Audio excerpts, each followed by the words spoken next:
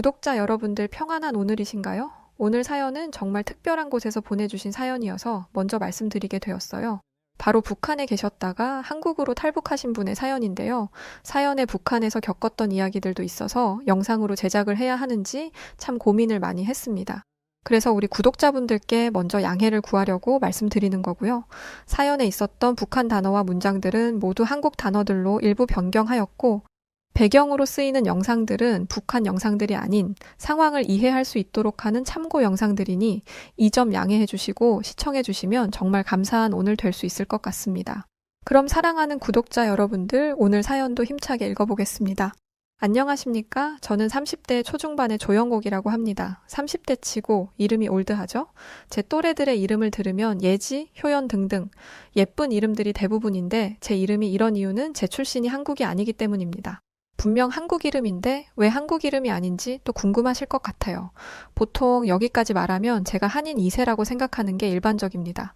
하지만 저는 한인 2세도 한국 출신도 아니에요. 제 출신은 북한입니다.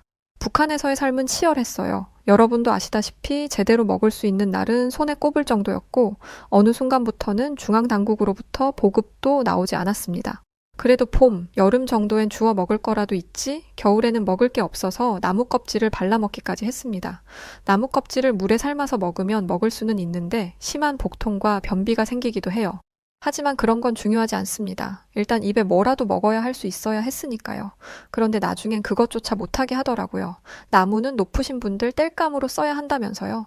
결국 제 동생은 어린 나이에 영양 부족으로 굶어 죽었고 노역으로 끌려간 아버지는 생사가 불분명해졌습니다. 어머니는 동생을 낳으시고는 의식불명으로 돌아가셨죠. 저는 모든 사람이 이렇게 사는 줄 알았어요. 그런데 아니더라고요. 시간이 흐르고 운 좋게 살아남은 저는 공장으로 가게 되었습니다.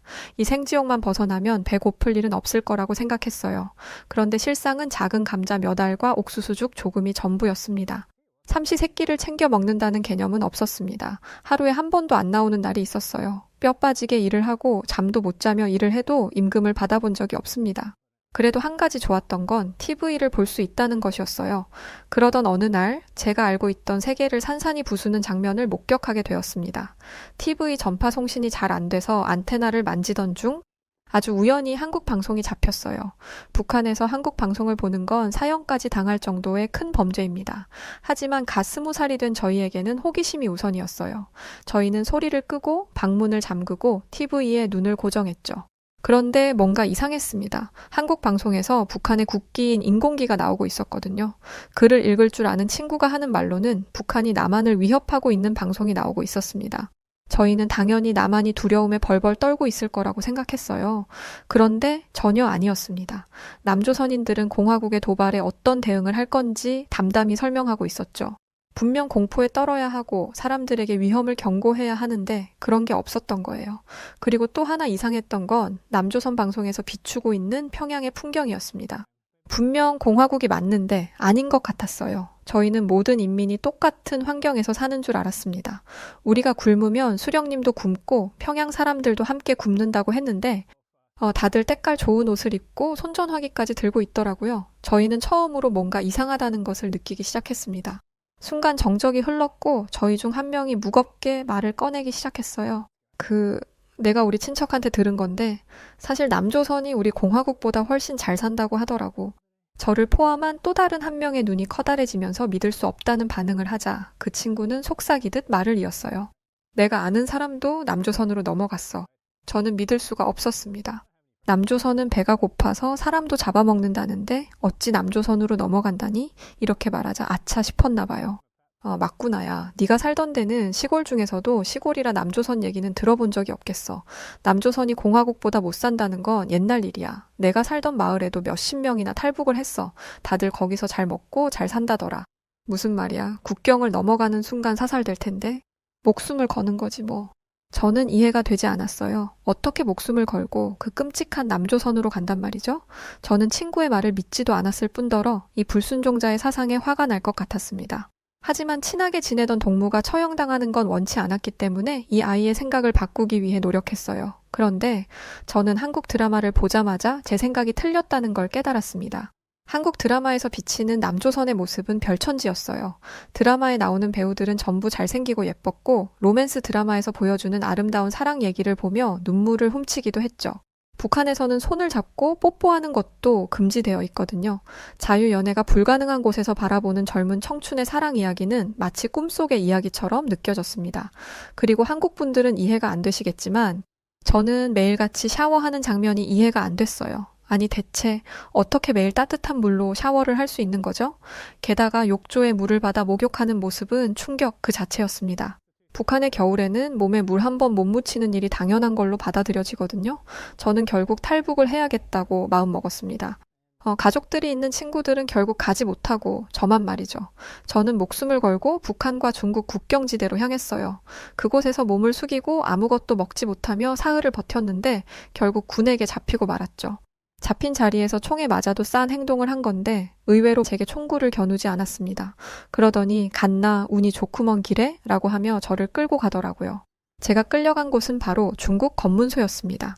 중국 검문소에 있던 사람은 제 몸 이곳저곳을 살펴보더니 북한 군인에게 달러를 주었습니다. 네, 인신매매였어요. 저는 그렇게 짐짝 취급을 당하며 중국의 깊은 시골로 들어갔습니다. 제가 팔려간 곳은 가축을 키우는 농장이었는데 저는 그곳에서 짐승만도 못한 취급을 받았어요.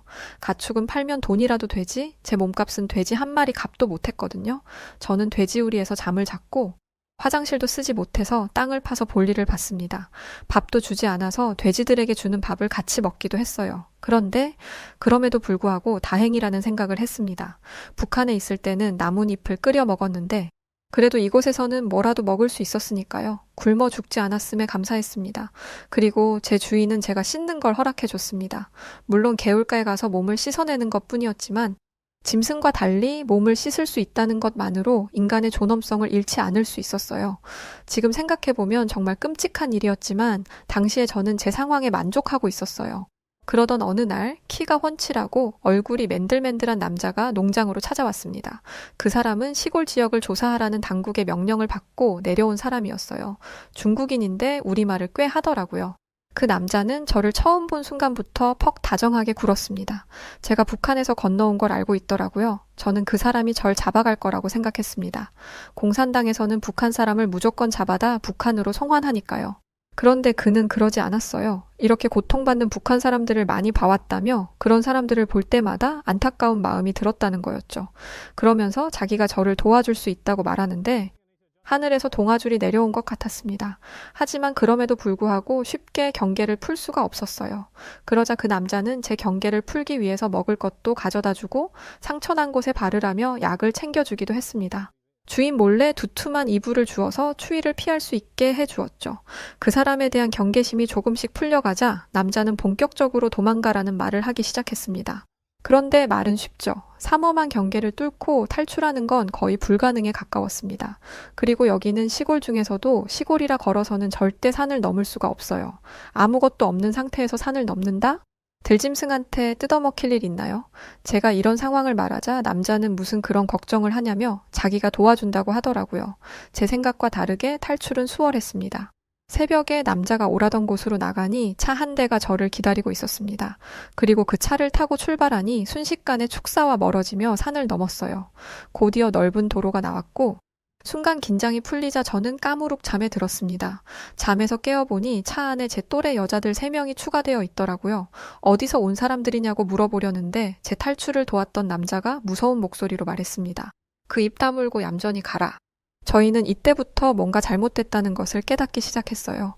차를 타고 거의 10시간은 달렸던 것 같아요. 그 10시간 동안 저희는 말 한마디 못하고 물 한 잔 마시지 못했습니다.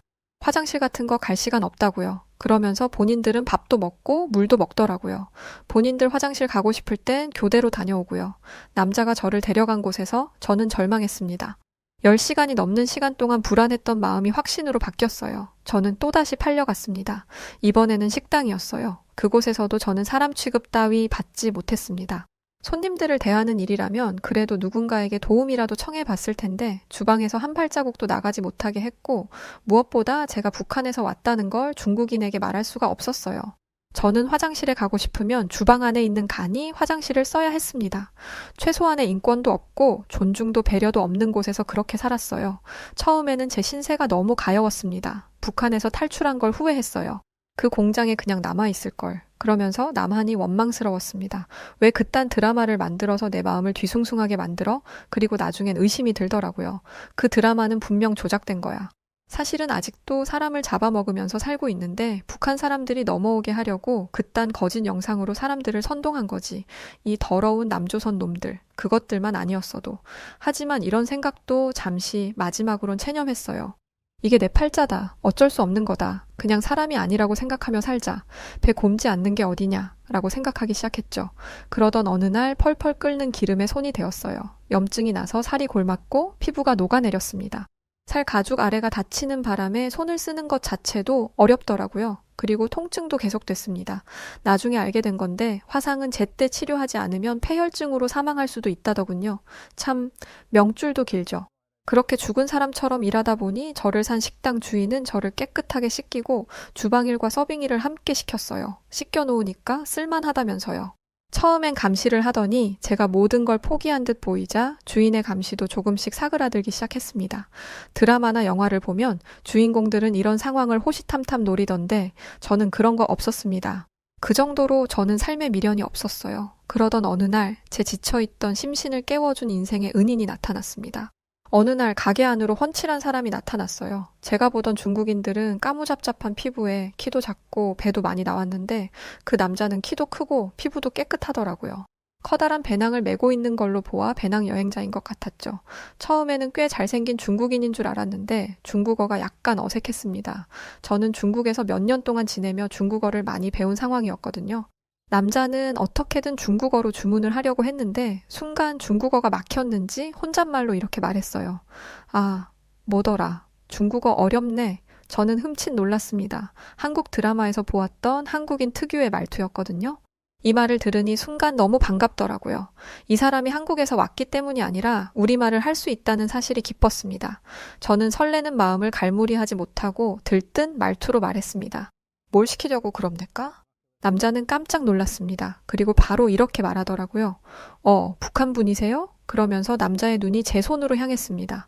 많이 놀란 표정이었어요. 제 손은 꼭 죽은 사람 손 같았거든요. 그 남자는 때깔도 좋고 여행하느라 살짝 그을려 까무잡잡해진 피부도 멋있었는데 저는 아니었으니까요. 게다가 저는 꼬질꼬질하고 소매가 다 떨어진 옷을 입고 있었지만 남자는 고급진 원단으로 만들어진 좋은 옷을 입고 있었습니다. 손에는 구경도 못 해본 손전화기가 있었어요. 같은 언어를 쓰고는 있었지만 마치 다른 세계 사람 같았습니다. 저는 부끄러운 마음이 들어 손을 획 숨기고는 다시 주문을 받으러 오겠다고 했어요. 그날 이후 남자는 매일 같이 식당을 찾았습니다. 자꾸 한국인이 식당에 와서 저에게 말을 걸자 식당 주인은 저를 다시 주방으로 밀어넣었습니다.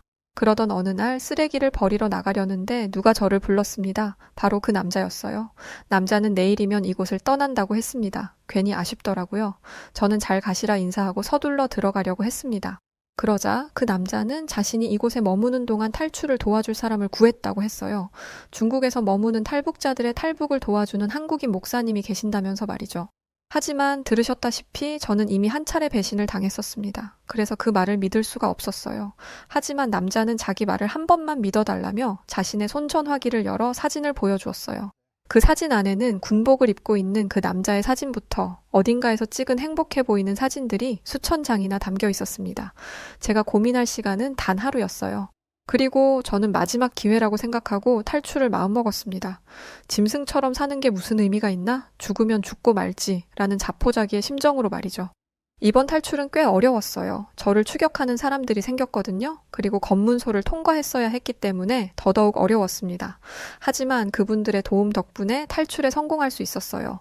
제가 남한으로 향하는 비행기를 탄 건 이 일로부터 무려 1년 반 뒤의 이야기입니다.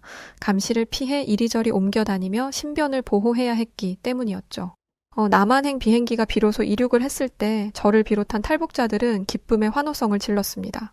그렇게 도착한 남조선은 정말 놀라웠어요. 공항은 엄청 컸고 깨끗했으며 실내임에도 불구하고 공기가 쾌적했죠. 저 같은 탈북자들은 곧장 국정원으로 가게 되는데 그 과정에서 인천대교를 지나게 되었습니다. 그 모습에 감탄한 사람은 저뿐만이 아니었어요. 모두가 창문에 딱 달라붙어서는 우와, 우와를 남발했죠. 이렇게 커다랗고 잘 닦인 도로가 있다니 그 어디서도 이런 도로를 달려본 적이 없었습니다. 하지만 저희가 볼 수 있는 것들은 한정되어 있었기 때문에 저희는 이상의 것은 보지 못하고 바로 국정원으로 향했습니다. 솔직히 너무 긴장됐어요. 국정원이랑 비슷한 북한의 국가보위성 이런 곳으로 끌려가면 모진 고무는 기본이고 내 발로 기어 나오는 게 당연하다는 게 일반적인 인식이니까요. 국정원은 이 정도는 아니겠지만 그래도 어느 정도 각오를 해야 할 거라고 생각했습니다. 그런데 국정원은 제 생각과 전혀 달랐어요. 국정원에 가자마자 저는 큰 박스 하나를 받았는데 그 안에는 생필품이 들어 있었습니다. 심지어 여성 속옷과 여성 용품까지 있더라고요. 얼굴에 바르는 로션과 같은 것도 들어있는데 처음에는 그게 뭐에 쓰는 건지 몰라서 국정원 직원에게 물어보기까지 했습니다. 게다가 화장실에는 따뜻한 물도 잔뜩 나왔어요. 그게 너무 신기해서 1시간 동안 따뜻한 물에 몸을 적셔가면서 몸을 씻기도 했습니다. 처음으로 받아보는 인간 대접이었어요. 밥도 맛있었고 국정원 직원들은 맛이 어떤지 물어보기까지 했습니다. 누군가가 간이 있는 음식은 잘 안 먹어봤다라고만 말했는데 바로 이걸 적용하더라고요. 사실 저도 늘 양념이 들어간 음식들을 먹어볼 기회가 거의 없었어서 남한에서 먹은 음식의 간이 좀 세다고 생각하고 있었거든요. 그럼에도 불구하고 조사를 받는 건 긴장이 됐어요. 한번 들어가면 몇 시간 동안 나오지 못하는 건 기본이었거든요. 지금까지 보여준 모습을 보면 폭력을 쓰거나 거친 방법을 쓰지는 않을 것 같은데 그래도 혹시 모르는 일이잖아요. 제가 제대로 말하지 않으면 어떻게 돌변할지 모르는 거라 생각했습니다. 그런데 국정원 직원들은 끝까지 신사다웠습니다. 그런데 결코 호락호락하지 않았어요. 제가 살던 곳의 앞집 지붕색, 옆집의 숟가락, 젓가락 수까지 생각나는 대로 다 적으라고 하는데 제가 잘 기억하지 못하자 그들이 힌트를 주기까지 했습니다. 그 힌트를 들으면 잊혔던 기억이 새록새록 떠오르더라고요. 그러니까 국정원 직원들은 이미 저희에 대한 사전조사를 다 마친 상황이었어요. 대체 어떻게 했는지 모르겠지만 정말 모든 걸 알고 있었습니다. 이걸 다 적으려다 보니 조사가 몇 시간이나 걸리는 것이더라고요. 이미 다 알고 있으니까 제대로 말하는 게 좋을 겁니다. 라고 말한 것도 아닌데 이거 제대로 안 하면 큰일 나겠구나 라는 생각이 들 정도로 국정원 직원들은 집요했어요. 이걸 오랜 시간에 걸쳐 몇 번이나 반복했습니다. 제가 적어서 낸 것들을 교차로 확인하고 나서야 조사를 마무리 짓더라고요. 이제 모든 게 끝난 줄 알았는데 남은 게 있었습니다. 바로 한국에 대해 공부하는 것이었어요. 새로운 세상에 대해 알아가는 건 너무나 즐거운 일이었습니다. 그런데 이론적으로 배우는 것과 실제로 보는 건 천지 차이였습니다. 갑자기 국정원 직원이 혹시 몸이 불편한 곳이 없냐고 묻더라고요. 저는 딱히 아픈 곳도 없고 북한에서는 아파도 참는 게 당연한 거라 아무도 손을 들지 않았어요. 그러자 곤란하다는 표정을 짓던 직원은 저희에게 이렇게 말했습니다. 북한에서 오신 분들은 다 그러세요. 아픈 데가 없다고. 뼈가 시리다거나 몸에 잘 안 움직이는 곳이 있거나 만성적으로 통증이 있는 부분이 있다면 작은 거라도 다 말씀하셔야 해요. 그러자 이곳저곳에서 손을 드는 사람이 나왔습니다. 참 몸 성한 사람이 한 명도 없더라고요. 그리고 손을 든 사람 중에는 저도 있었어요. 저를 본 국정원 직원은 이렇게 말하더라고요. 그래요? 손 드실 줄 알았어요. 알고 보니 국정원 직원들은 저희를 가까이에서 지켜보며 어디 아픈 곳은 없는지 세밀하게 살피고 있었습니다. 당연히 제 손이 제 기능을 못하고 있다는 걸 알고 있었겠죠. 대뜸 아픈 데는 왜 물어보나 했는데 이건 병원에 가서 진료를 받기 위해서였습니다. 저는 처음 가본 대형 병원의 모습에 입이 떡 벌어졌어요. 북한에서 살 때는 의사 머리털 한 번 구경해 본 적이 없습니다. 워낙 귀한 직업이라 평양에만 좀 있는 걸로 알고 있어요. 그런데 여기는 어딜 가든 의사들이더라고요. 게다가 길거리에도 개인 병원이 널려 있었습니다. 의사, 간호사, 최첨단 진단 기구들까지 눈이 돌아가더라고요. 진료 대기를 하고 있는데 심장이 콩닥콩닥 뛰었어요. 한국에 넘어온 지 꽤 됐지만 아직도 좀 꼬질꼬질했거든요.